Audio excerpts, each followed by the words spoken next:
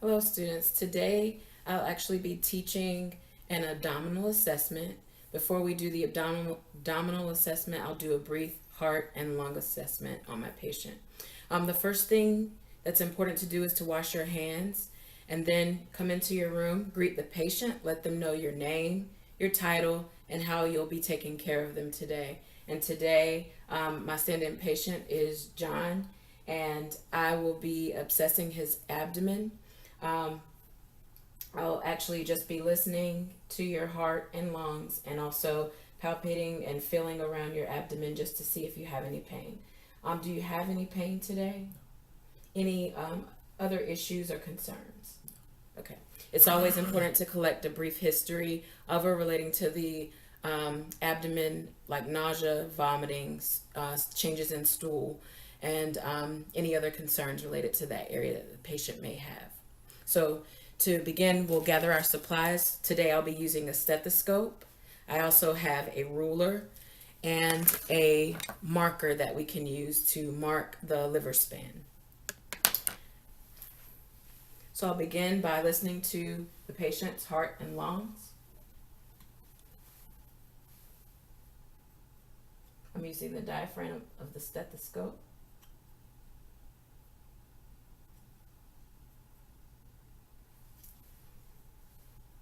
While listening at S1, can you turn your head that way for me? I can place my hand here at the carotid and listen for 60 seconds. I'm listening for the rate, rhythm, and changes that I might hear in the heart. I'm also going to count the pulse rate of the heart. Normal heart rate is from 60 to 100.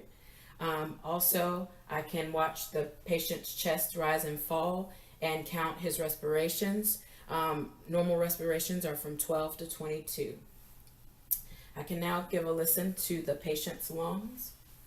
Take a nice deep breath every time you feel my stethoscope.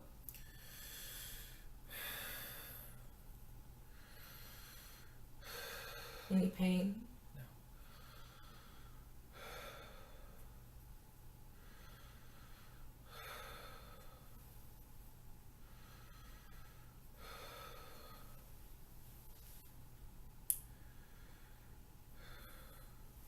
I'll do the same on the back.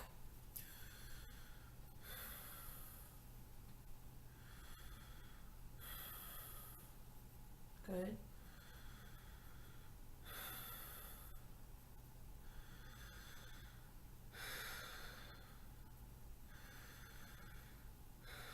Good. Your breath sounds are clear throughout your posterior and anterior lung fields.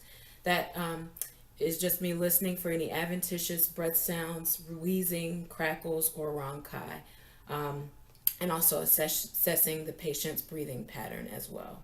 So now we'll begin with the abdominal assessment. I'll ask the patient to lay flat. And again, I'll confirm, do you have any areas in your abdomen that are painful? Okay.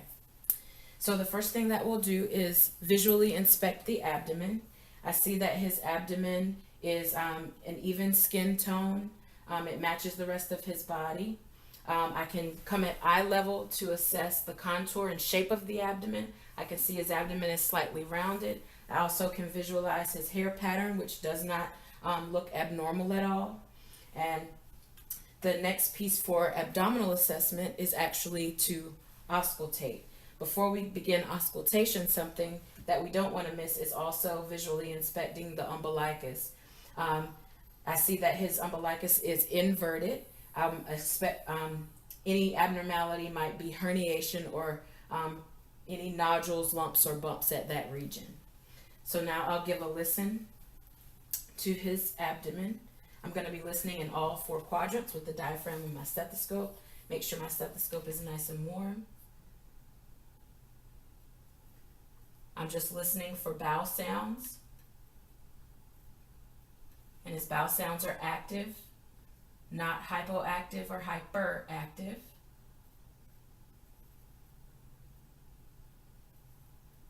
And I'll also give a listen to his aorta, about 2 to 3 inches above the umbilical area. I'm listening there for any bruit, which is turbulent blood flow. I'm also going to give a listen to the iliac arteries. While here you can also give a listen to the renal arteries, which are above. And you can also listen to the femoral arteries. Again, listening for any bruit, which may indicate obstruction or hypertension in the artery. Additionally, we can also auscultate over the liver as well as the spleen, listening for any rubs in those areas. I didn't hear any rubs. I didn't hear any abnormal findings when auscultating his abdomen. So for the next part, before we palpate, we're going to percuss. We'll percuss all 4 quadrants using the middle finger of the non-dominant hand against his abdomen and the middle finger of the dominant hand. And I'm just listening throughout the entire abdomen. And I hear tympani throughout the abdomen. Anytime that I percuss, anytime I percuss over areas where there are organs, I can expect to hear dullness, which I do hear, only over organs.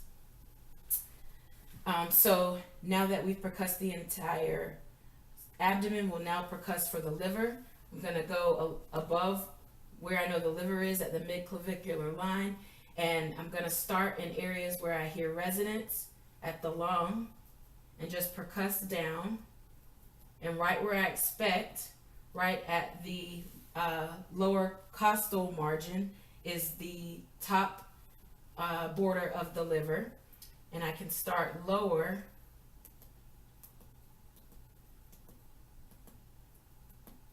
and again where I hear dullness is the lower border of the liver. And we can actually use the marker and mark here and use our measuring ruler to measure the span of the liver. Normal liver span is 2.5 to 4.5 inches. His liver measures about 3 inches. And that's typical for males to be in the upper echelon of those numbers. I can also percuss for the spleen.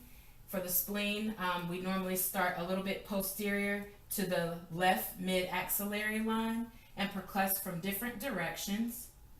And again, you're listening. Can you take a nice deep breath for me? Okay, and relax. I can locate the spleen right about here. What I'm listening for is to hear tympani change to dullness, and that indicates an enlarged spleen. I do not hear tympani change to dullness, so that's a normal finding. We can now begin to palpate. So I'll start with light palpation throughout the entire abdomen. Do you feel any pain? We're just really looking for any lumps, bumps, or bruises, or even for any new painful areas that the patient maybe was not aware of. After we do light, we'll go deeper for deep palpation. Now we're really feeling deep for any lumps, bumps, or bruises or masses that we may feel. We also want to palpate around the umbilicus. Sometimes there may be nodules around that area, and I don't feel any lumps or masses or any abnormalities when palpating. So now we're actually going to palpate the organs. I'm going to start with the liver. I'm going to place my left hand under the patient. You can relax there. I'm going to ask the patient to take a nice deep breath with my other hand raised here. And you can breathe. And I can feel just a very, very little that border of the liver when doing that. After palpating the liver, we'll now palpate the right kidney. I can also, with my hand under the patient and my left hand under the patient, my right hand on top, have the patient take a nice deep breath. Okay. And I'm unable to palpate that right kidney, but typically the right kidney is palpable. For the left kidney. I'll place my left hand under the patient, my right hand on top. Take a nice deep breath, and I'm just pressing in, relax, and I'm unable to palpate the left kidney, which is also normal. I'll palpate for the spleen. I'm going to take my left hand, place it under the patient. Take a nice deep breath for me. Okay. And I was not able to palpate the spleen, which is good. That means the spleen is not enlarged. I can also palpate for the aorta. And I'm just going to go a little bit left of the midline. And I look for any pulsations. I don't see any. I can also palpate the suprapubic region, which is the bladder. And I am not able to palpate his bladder, which means the bladder is not full, and also there's nothing of concern, and that's normal. We can also, can I have you to sit up?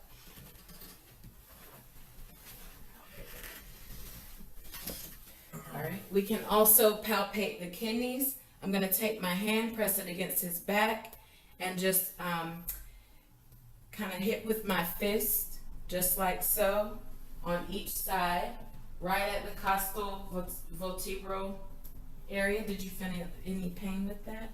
He didn't flinch. I'll go to the other side, do the same. Any pain with that? And he didn't flinch. So that concludes our abdominal assessment. If you have any questions, feel free to ask and use the additional points that are in the PowerPoint for further information. Thank you. To end things, I will wash my hands, and it's important to document all of my findings, including any abnormalities. All of his assessment was normal, and so I can document that I didn't feel any masses, lumps, bumps, or bruises, or abnormal assessment finding. Well, now